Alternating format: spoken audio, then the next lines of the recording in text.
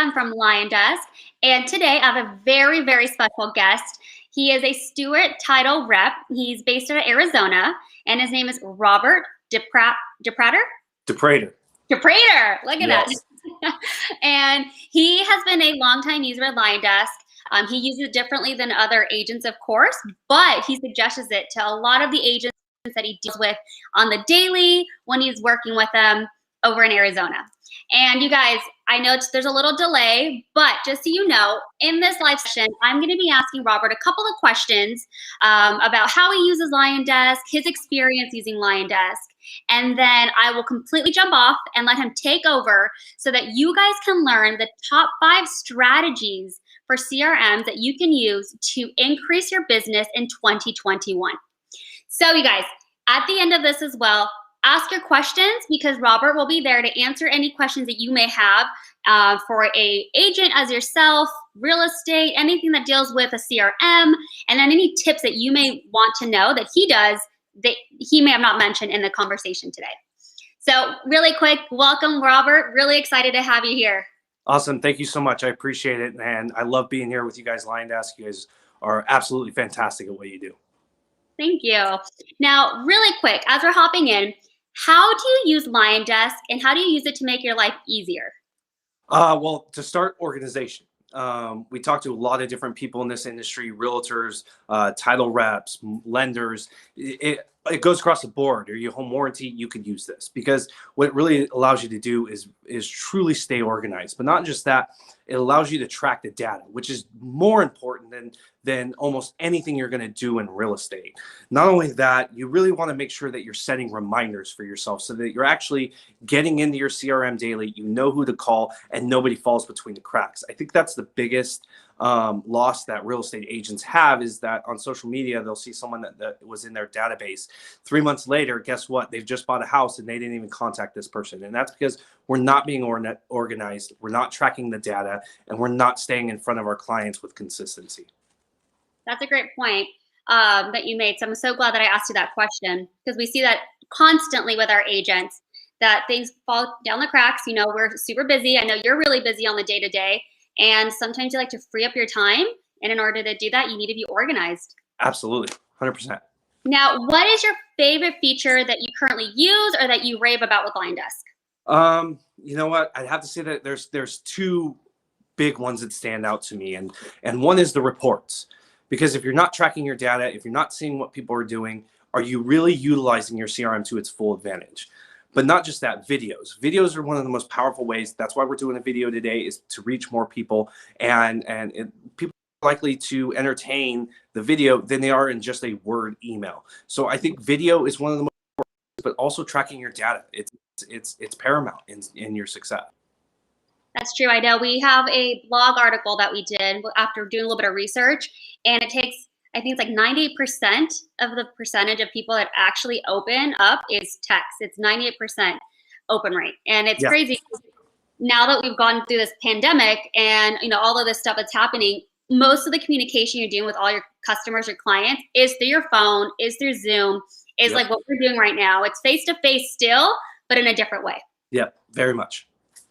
Now, last question before we start diving into your knowledge of strategies is what's more important, marketing your sphere in the past, you know, your past clients, or is it generating new leads?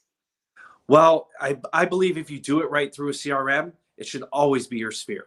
Because at the end of the day, they're going to refer more clients to you. I tell my clients all the time, typically your business, 80% of it is going to come from people you know or people that they know. So stay in front of them as much as possible because people like to work with people they trust. And if you're being told to go to someone or that this person will take care of you, they're more likely to pick up the phone and call them. So absolutely 100% you should focus on your sphere and your database.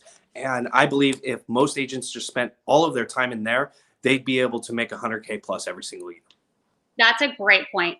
That is something that we agree with you 100% is we see our users. Yes, we love to get, you know, new leads, generate new leads. Realistically, it's those that they bring all by referral because those are long lasting customers. Those Absolutely. are the ones you want. 100%. Couldn't agree more. Now, okay. I appreciate you doing the little quick interview with me so that people could see why you like LionDesk and how you use it. But I know that a lot of our users want to know those top 5 CRM strategies. So I will hop off and let you take over completely. And then you guys, just a quick note, ask all your questions. I will be searching them on the side, and then we'll bring them up at the end so that Robert can answer them. Perfect. All right, well, thanks, guys. And the 5 ways I want to talk about with your CRM, the number 1 is use it, learn it, know it. Make sure that you're spending enough time in your CRM that you understand it to its full capacity. That might be just 1, 2, or 3 things in there. Maybe it's text messages, maybe it's videos, maybe you're using emails in conjunction with text messages, but focus on being in there. The more often you're in there, the more often you're going to use it, and the better you're going to understand it. Second, track it. Because at the end of the day, if you don't know who's opening, you don't know who to reach out, someone's going to fall through the cracks. If someone's opened your just listed email 13 times, that's a great reason just to give them a call. Be consistent is probably should be number 1, but being in it is number 1. So, but being consistent while being in it is paramount to your success. If you're not in there on a regular basis, if you're not reaching out to your clients consistently, they're going to forget about you, and you're going to get 3 months down the road and you're going to see that some of your database has already bought a home with someone else. Try something different, be unique, throw something out there, interview someone special, talk to local businesses and send that out. That's huge value for you. But it's really important that you try to stand out. It's a very crowded room in real estate right now. And last, and this probably should be first, document absolutely everything. Because if it's not in LionDesk, it doesn't exist. You won't remember that 6 months down the road when you go to make the phone call that John told you about Lil Susie's soccer league that she was in, and you're not even going to remember about it.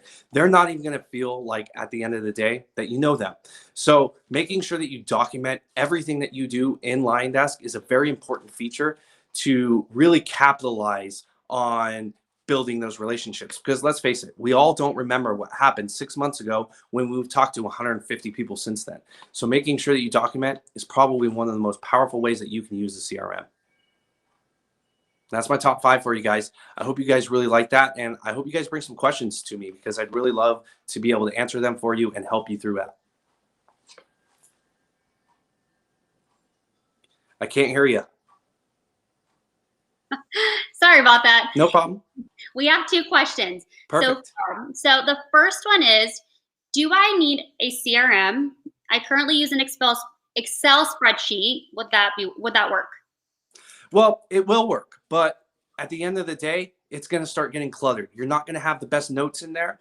And 2 or 3 months down the road, you're going to have talked to 150 people. You're going to have entered them all into your spreadsheet, and you're not going to be able to do anything with them. You're not going to be able to email them, because if you do, you're going to get put on the spam filters, and it's actually not going to get through. So it really doesn't do you any value. So having a CRM is a very powerful way of staying organized, even if you've only got 10 people to put in there right now. Making sure that they're in there and that you can track it, that's really important. The second question is, do you have a simple call script example you can share that you use with your clients once they've entered your CRM? And it would depend on what that script is, but I actually recommend that you do some practice with your scripts beforehand. Make it very unique to you, okay? Because if you come and get a script from one of the top coaches and read it word for word, you're not going to sound like you, and that's going to turn people off. So find something that works for you, practice it, role play with your husband, with your wife, with your daughter, with your son. Have some practice time to really get better at those scripts. That's going to make it not sound like a script, and you're going to have a very standard way of how you interact with people and how you ask the right questions to get there. So my favorite script to talk to people with from a database standpoint is the Ford talking points. That's Ford like the truck, F-O-R-D. And that's family, occupation, recreation, and dreams. What this is going to allow you to do is have a conversation with anybody out there. That script goes a little bit like this. Hey, John, how's it going? This is Robert with ABC Realty. I just wanted to call and see how the family's doing. What's going on? Anything new? They're going to tell you how the family's doing. They're going to relay that and ask you and how your family's doing. Then you get to ask them about occupation. Hey, John, how's the job going? Anything new happening? You got any goals you're trying to accomplish within your job? They're going to let you know if they're trying to accomplish anything, or maybe they've gotten a raise, maybe maybe something's changed for them at work. This is going to give you the insight that you need to know. Recreation. This is a great time just to ask them, hey, you got any big plans for the summer? You got any big plans for the winter? You got any big plans for the spring, for the fall? This is a no-brainer. You can ask them at any time. And guess what? The next time you follow up with them, this is a great way to reach out and just say, hey, how was your trip up to Payson? Or how was your trip up to Flagstaff for us here in Arizona? Dreams. Everyone gets stuck on this. Well, how do I ask them about their dreams? Well, they're talking to a real estate agent. So, hey, John, you got any big goals you're trying to accomplish this year? That's a simple question. They're talking to a real estate agent. 9 times out of 10, if they have a real estate goal, they're going to tell you about it. That's one of my favorite scripts that you could talk about is the forward talking points. Those are great tips. Now I have one more question, and the last question I have is, give me a second. How many text messages do you recommend in a drip? In a drip, it depends on the type of person. You're going to know that person better than most. If it's someone typically in the older demographic, they may not like text messages. But if they're under 30, they may prefer text messages. So it just depends on who you're reaching out to. Now, that doesn't help you with building your drip campaign. So I would recommend that if you're sending out 12 emails, send 3 to 4 text messages as well in between those emails. Just try to start a conversation. Don't try to solicit them over text, because they're going to look at that and they're going to delete it and they're not going to respond. So take advantage of just, hey, how's it going? Anything new? Just touch base with them. Start the conversation. There will be time for you to ask the sell question later. And actually, one last question. Perfect. Is, do you have any text examples for the first introduction?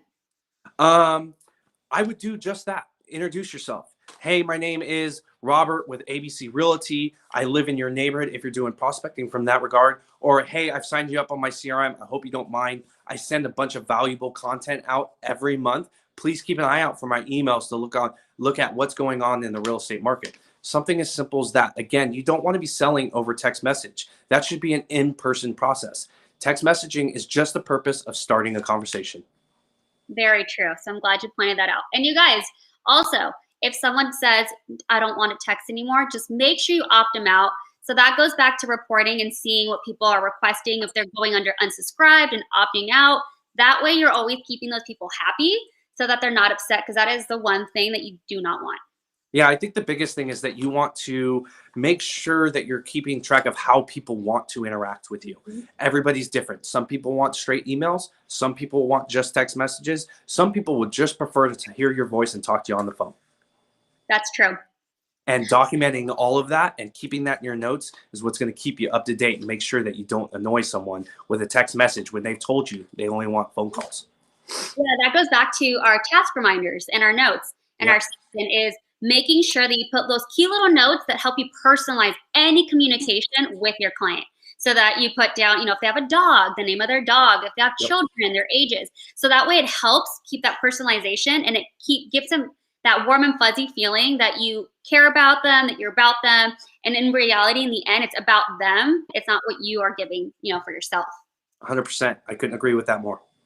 Right. Well, Robert, I appreciate your time with us today and giving us amazing insight on the CRM strategies and some insight on how you use it and how it's helped you. And you guys, we will be creating a specific blog article on this. So if you didn't catch us live, no worries. We will create a little blog video for you guys, and we'll put all those tips for you guys there so that you guys can apply them in 2021. Awesome. Thank you so much for having me. I really appreciate it. If anyone has any questions, I'm here to help always. And I think that you've tagged me in there. So if anyone has any questions, don't hesitate. I try to be a resource for all my clients, but outside of that, I try to help anybody that is really, truly trying to grow through their CRM and through different ideas. So if anyone has any script questions or anything like that, I'd be more than happy to help and help you grow your business. Yeah, I'll make sure that we also share your email in one of those blogs. So that we can email you directly. Awesome. Thank you so much. I appreciate it. You're welcome. Thanks again. Have a great day, guys, and have a great day, Robert. Adios.